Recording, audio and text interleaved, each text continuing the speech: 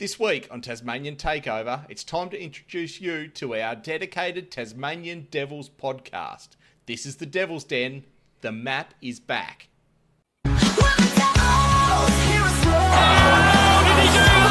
You find inside 50. Reva, one hand, brings it in. Reaches one. Six of the biggest punches I've ever seen in football. Ladies and gentlemen, welcome to episode 1 of the Devil's Den, the number one fan podcast for the Tasmania Devils, and the official podcast of the Tasmania Devils supporters page on Facebook. This podcast is going to be all game reviews, previews, interviews, and we're just going to have a laugh about the team that Tasmania has deserved for the last 30 years, and we are pumped. My name is JD. This is my co-host, Freddy. Freddy, how you going, mate? I'm doing very well, mate. I'm very pumped to get this podcast up and running and talk about some footy, which is even the AFL starting very soon as well. It's come up on us pretty quick, actually. State of Origin last night. Unfortunately, the Allies weren't playing, so there was no Tasmanians over here at Optus Stadium. But hopefully, in the next coming years, they'll get to the SA and the Allies together, and some of our boys can have a run around. Mate, why don't you give us a bit of an introduction as to who you are and how you made your way into podcast land? Yeah, well, I only started podcasting with you guys on the Jackie's podcast about, 2 months ago, wasn't it? About that.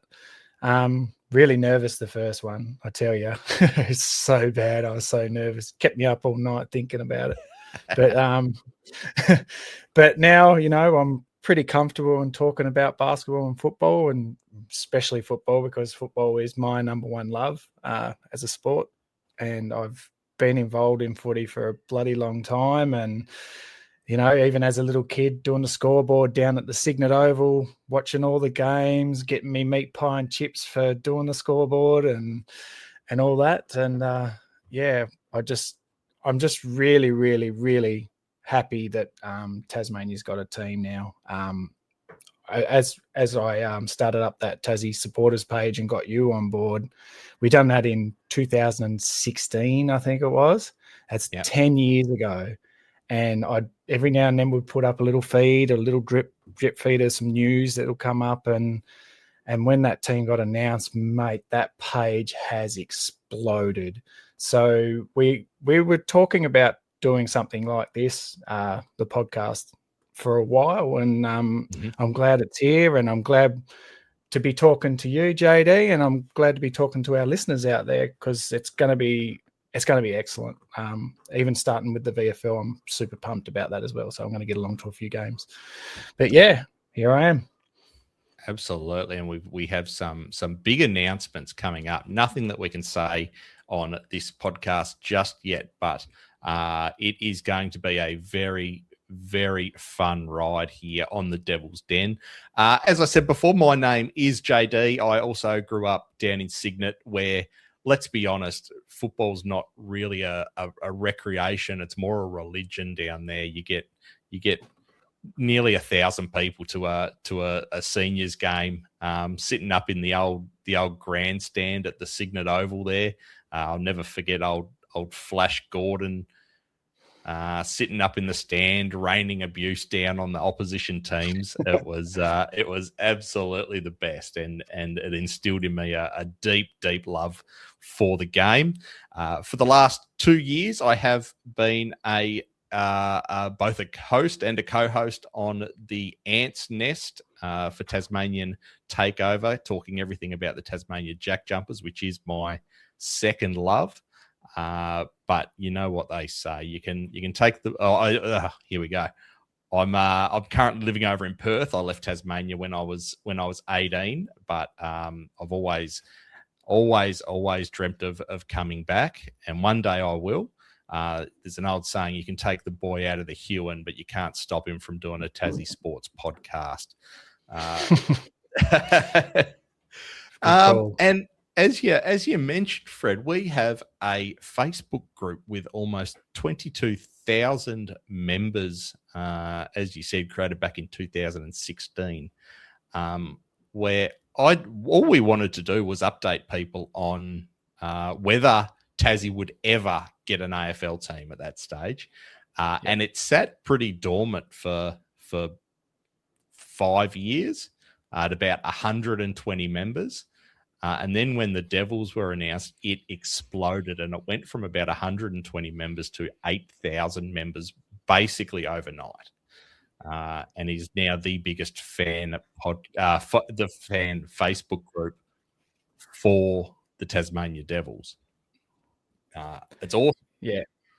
It's actually something that I'm really proud of too. Like that we've done it over that time. Like every time I saw like a Facebook post about, such and such is talking about a Tasmanian team, I'd just, copy and share it. And that's all my knowledge of it, read the article, put out the talking points. And even if no one reacted to it, I was still happy enough to keep doing it because, as a kid, I've always wanted a Tassie team. I'll be definitely jumping ship from my current team, and I won't name that current team on here because it won't be too hard. Let's just leave it there.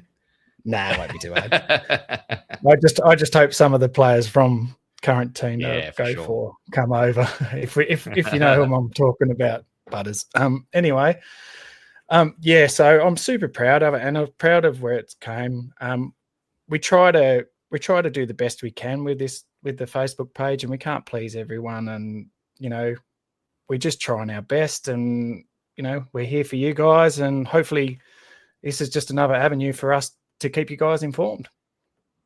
Absolutely. I think we're going to get on to the Devils very, very shortly, but before we do, I think just to give you an idea about who we are and whether you should take what we have to say seriously, I thought I would put together a little highlights package of both me and Fred from our playing days. Fred, I've got a little clip here of you from was it the 2004 grand final or 2005 grand final? 2004 grand final. 2004 grand final. I'm going to play it here. I'm going to leave the commentary on. And we can see what sort of player you were back in the.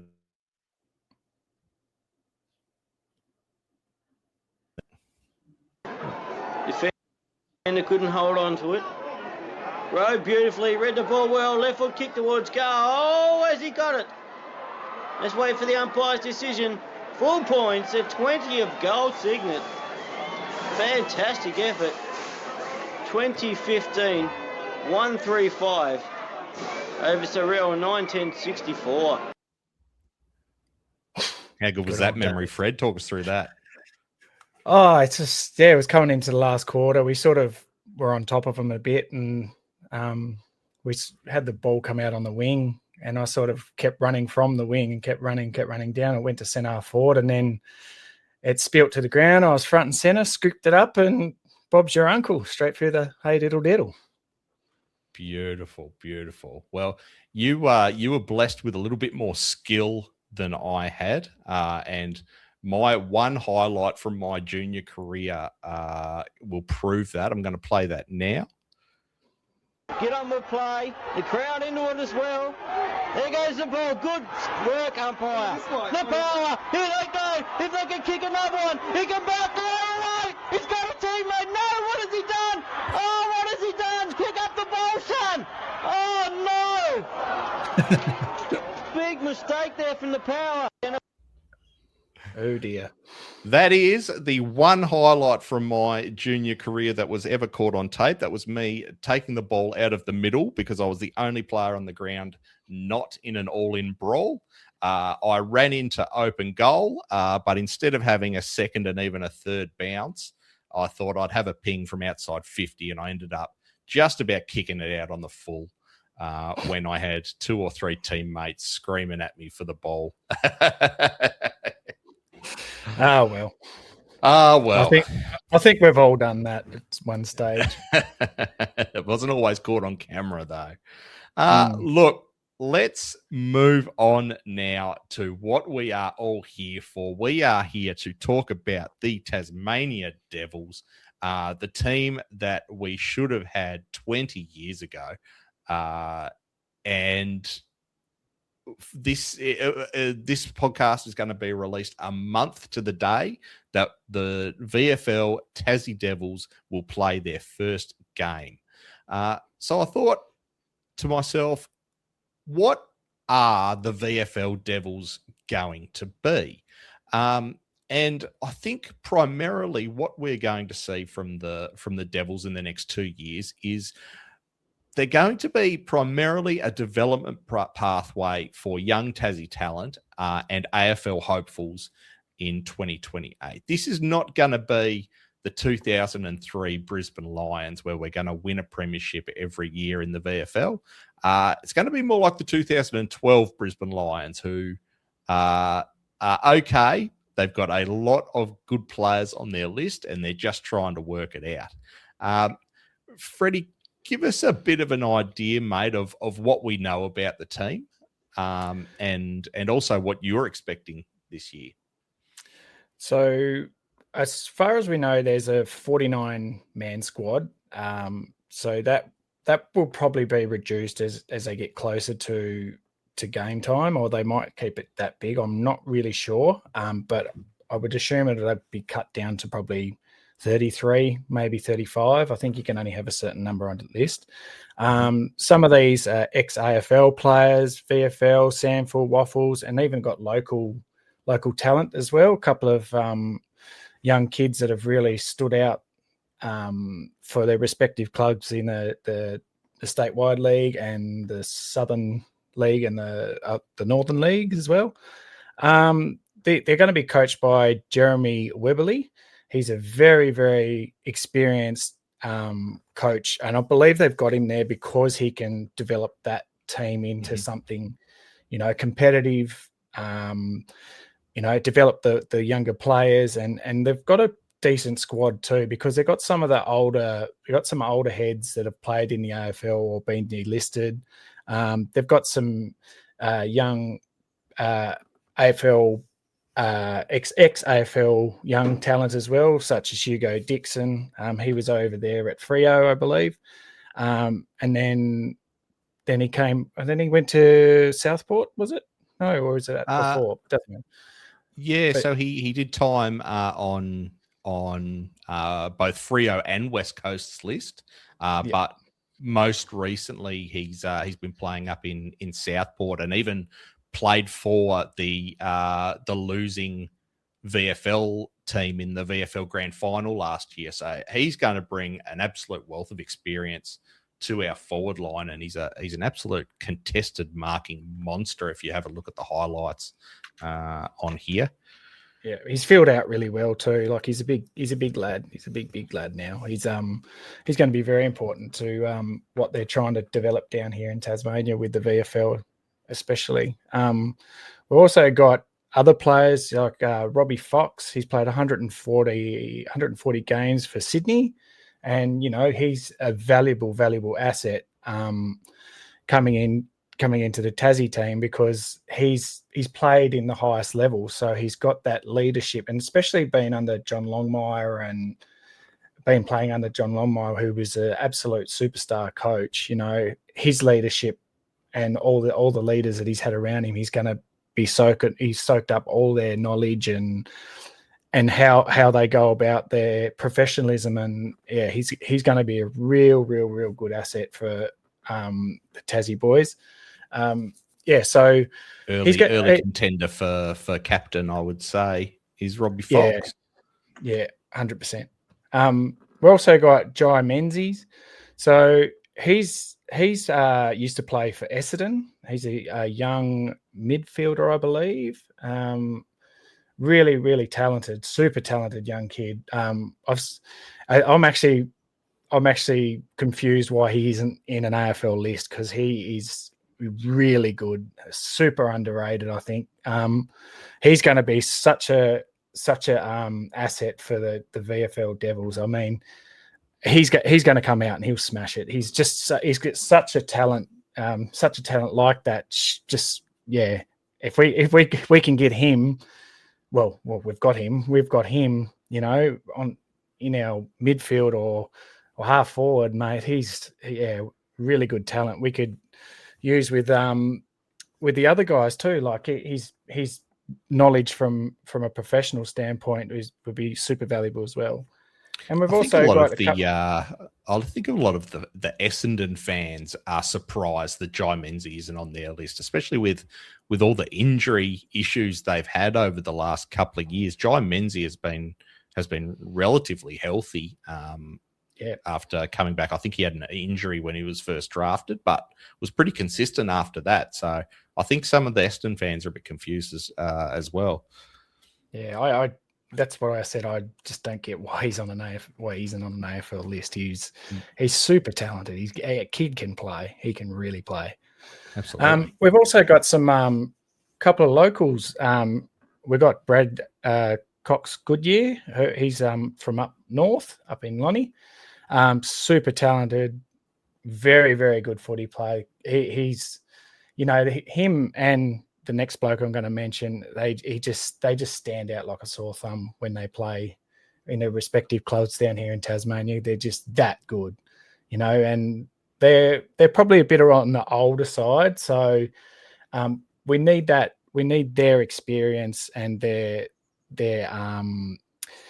leadership and how they go about it as well, because they have played for Tassie in the Tassie v Queensland games, and they both stood out. Well, he stood out, and the next bloke we're going to talk about, he's silky smooth, beautiful left. I think he's a lefty. I was a left footer. But I think you're right. He's just such a great talent. Like I said, he stands out like a sore thumb when he plays in his local team, and I think he's won a few best and fairest up there as well. So it's just an absolute talent of a talented player. And of course, down here from Lauderdale, and he was in Adelaide too. But Sam Siggins, big ruck centre half forward. This guy, he can play. I can call him a kid because I'm probably 20 years older than him. That's right.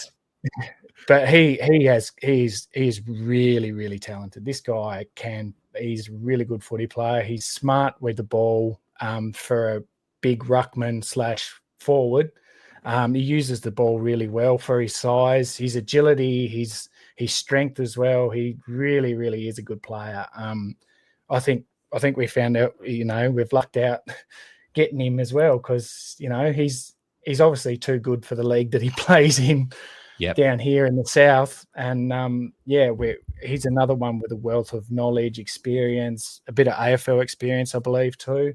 And he's going to be very, very, very important to the makeup of their team, because he when he plays, he does command he commands the respect of everyone he plays on, because he's so good, and he dug him out of the shit that game too. So on the Tassie game, unreal that game, 2023. This was this? He kicked 6 goals or something? I think it was. Something like that. It was 6 or 8. Ridiculous. Some of the stuff he was doing, just kicking goals from ruck contests. He would just push the guy out of the way, grab the ball, and pop it through the middle. Outstanding. Yeah, left foot, right foot, didn't matter. Yeah, that's like I said. His talent is unquestionable. He's just a really, really good player, and I'm actually really looking forward to seeing both them guys don the Tassie colours and play in the VFL. Well, I'll miss the first game, but I'll be definitely coming to watch a few games when I can get away. Sure. Look, I'm looking forward to seeing all of those guys play. And next episode, we're actually going to go through some of the guys that you may not necessarily have heard of that are going to play really, really big roles for the team. We mentioned the stars there. They're the 5 guys that are probably form our backbone of the team, especially from a leadership perspective. Next episode, we're going to go through all of the young superstars coming up who you may not have heard of. So definitely tune into that one. I want to touch on what these guys are playing for. Fred, you mentioned that we've got players from the AFL, VFL, SANFL, Waffle, NTFL, TSL. Like, we've got players from everywhere, and quite a lot of them are Tasmanians that have moved back purely to don the jumper and show that state pride that we've been aching to be able to show for decades and decades now. So the come home factor was a big deal. People want to be able to, you know, live out their childhood dream, but still have mum cook them dinner twice a week. But there is some extra incentive that I know a few of the players definitely have their eye on, and it's called the golden ticket. So Brendan Gale came out a couple of months ago and said that we will be offering 2 to 3 players on the VFL squad a rookie spot to the inaugural AFL team. So a lot of these guys have come to Tasmania, not all of them Tasmanian. There are some mainlanders who are going to be playing for the VFL team, and they have their eye on getting a rookie spot for the AFL when we do enter the comp in 2028, which is just a huge incentive for someone who thought maybe that their opportunity had gone to play at the highest level. But really looking forward to seeing that competitive nature within the VFL side to really stand out and show, I guess, the people like Brendan Gale and Derek Hine what they're made of and that they belong at the highest level in the AFL. Yep, absolutely. Fred, give us a bit of an idea of what not to expect from the Devils in year one. What are the things that the Devils are not? Well, the first thing is that they're not going to be ultra competitive straight away. They will recruit, and they'll recruit heavily, and they'll probably get a star name like Butters, and the rumours around at the moment with Dacos, like Dacos has even sort of been floated around. But in saying that, I don't think we're going to have that really strong. We're going to have to form our identity first. That's what I'm trying to say. We're going to have to form our identity. Whoever the coach may be has to formulate a really good, solid game plan with the players that they're going to have on the list. So they're going to get a superstar. There's no doubt about that, because they're offering like $4 million or something crazy like that. But so we've got to sort of temper our expectations. The Jack Jumpers was just as an example, was a bit of an anomaly that we won so quick, but it also is a good template of saying, hey, if you create this culture, a good system, a good pathway for talent, all the above, that things could happen and you could be really good in a couple of years or so. But I tell you what, when we get, I can't even talk about it. Like when we run out on the ground for the first, doesn't matter what ground, for the first game, it's going to be bloody awesome. And I can't wait to see the Jumpers. I can't wait to see how Tasmania is going to react to having their own AFL team. And I strongly believe that they're going to go nuts with the memberships. The memberships are going to be flying out the door. I think they'll sell out the memberships if anything. I think so too. We're going to talk about the memberships and how you can get your hands on one very shortly. But you mentioned there about the first time that we run out on the ground. Can you tell us a bit about what you know about the first game? I think we've got a practice match coming up. We got a practice match against Werribee that's over in Bundoora, is it? I think it's called Bundoora. Victoria, yeah. In Victoria, yeah. So they're going to, with the VFL, they're going to go out there.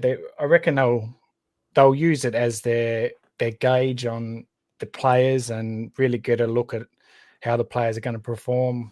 You know, they're probably going to put out a lot of players there that are on the fringe a bit and really put them to the test and see if they are up for the up for the task for the VFL, the VFL level. I think too, Weberly, he's a very good coach, and he knows how he wants to coach. And so given that he's got a really good support staff around him and good admin and all that, I think that they might do okay. Like they will win games, especially against the lower teams. There are lower teams in this competition. The competition's quite huge, and you don't really play everyone at all. Yep. But in saying that, our very, very first official VFL game is going to be on March 21 at Saturday at 1:05 p.m. and it's going to be at North Hobart Oval.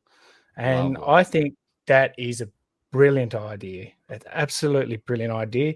I would yes, Ninja Stadium's over the river, and technically you probably should be playing there, but I think bringing it back to the home of footy in the south is an absolute genius idea, and you could cram in like 10, 15,000 people as well. Just bring that atmosphere that North Hobart once had when the TSL was at its peak of the powers, and it's going to be awesome. I'm going to miss it, unfortunately. I'll be in Melbourne, but hopefully it's telecasted and we can have a look at it. It should absolutely be telecasted. I think got announced this week that the ABC have picked up the VFL broadcasting rights after Channel 7, after having them for 6 or 7 years. I think they had them decided not to go ahead with it. So all games should be televised, and if you can't watch it on ABC, you can always watch it live on the VFL and AFL app, which is you'll be able to watch it anywhere from your phone, basically. You touched on memberships just before. Now, memberships, we are recording this on the 15th. Memberships will be going on sale on Monday, the 23rd. And it's caused a bit of a stir because people don't really understand what's involved. Everyone's sort of climbing over themselves to get a seat at the new stadium, which we'll have in 2030. But ideally, all you need to be worrying about at this stage is just becoming a member and getting yourself to the VFL. So we've got quite a selection. You've got the $80 Believer, which is your standard membership, gets you a scarf, gets you a bumper sticker, and that is what the club are looking for to call you a member. Now, there are a number of add-ons. There are 2 add-ons you can do. A VFLW and VFL package, which includes all VFL games, except for round 1, Fred. They're expecting a sellout for that game. So round 1 is not covered in your VFL membership, but VFL tickets are only $10 on the gate anyway. Now, for interstate and people who aren't going to go to the games, you've got what's called a clubhouse membership. So you get your basic Believer package for $80, and then you've got your clubhouse membership, which entitles you to interstate events and club webinars and online events, which is going to be great. The club is organising meet and greets with players and all of that sort of stuff. So that if you're not able to get to games, the clubhouse package is the one you want. And that one is $140, including the Believer package. So it's an extra $60 on top. Don't worry about getting a seat to the AFL just yet. Those are going to be released in May. We're going to go into those in details a bit closer to the date. All you need to worry about right now is getting yourself a Believer package and getting yourself to the VFL games, because that's ultimately what we are here to support right here, right now. We've got a brand new team in front of us, and we need to get behind it. we've got a new jumper coming out, Fred, but we haven't really heard much about it. What do you know about what the jersey's going to be? I don't know anything, to be honest. No, I believe it's going to be. I believe that it's going to have no map on there. So there's going to be no map. It's going to be some sort of design. I think it could be. I think it could be just like a quite generic type jumper. I don't think it's going to be too outlandish or flashy. So I think it'll have like a stripe or a couple of stripes, like the old Western Bulldog style, maybe. It could be anything really. I've had fun on the you can go onto one of the websites and make your own jumpers. So I've had fun doing that in the past. So if everyone wants to do that, flick us a message and show me what your designs are. I'll have a look. Absolutely, send through the designs 100%. We do know that it'll be made by New Balance. New Balance is our apparel sponsor, and it's highly likely that the Blunston logo will be on the chest as well. I have had it confirmed by the club that there won't be a map. They're going a completely different design to the one that you saw Brad Cox Goodyear and Sam Siggins playing in before. So it will be a completely radical new design. But like you said, I hope they keep it fairly traditional and fairly simplistic, because all the best jerseys, all the most iconic jerseys are that simplistic, traditional look. And I think that's what we really need to go for. Yeah. I think it's going to be the three colors. That I think you know what? I kind of hope they don't have the maroon on it. I think they should have like the gold and the bottle green and maybe some grey like in there. I don't know. I like the idea of having grey on there. That'd be really cool. Yeah, but that's just me. Sure. Yeah. But if there's any suggestions or anything about the show that you guys want to hear about or anything like that, we have got our email address now. So it's tasmaniadevilssp@gmail.com. So if you want to interact with us, we'd love to hear from people. Even give us some constructive criticism on how good or how bad our podcasts are going to be. But yeah, so get onto our supporters page, give us a like, give us a share, tell your friends, tell your over 16s because of the ban, the bloody social media ban. But it'd be really good to hear from everyone, and hopefully we get ourselves to at least 100 subscribers before we start really kicking off, eh? Absolutely, that would be unreal. We had a goal to hit 50 subscribers for the basketball podcast, for the Jack Jumpers podcast. We managed to nail that.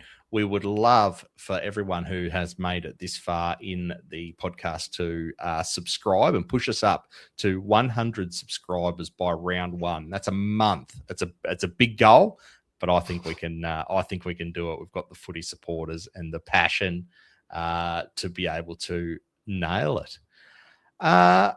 Mate, that's basically all we had to cover this week. We've just given an outline of what the team's going to be, what we need to expect, and a few of the names that you're going to be seeing. Is there anything else you wanted to say before we wrap this one up? No, stick with us. I'll get better at this because I'm still pretty new at it. But yeah, like, subscribe, get onto the Devil's Den, and even follow the Jackies if you're into the basketball as well. So thanks for that, and thanks JD, and let's do it. No worries, mate. If you have made it this far in the podcast, thank you so much for listening. We look forward to bringing you an episode every week, and then potentially multiple episodes once the footy starts up. So keep an eye out. We potentially have some very exciting guests lined up. So keep an eye out for that. Really looking forward to it. Thanks again. And remember, as always, Devils, the map is back. When the Devils heroes roar,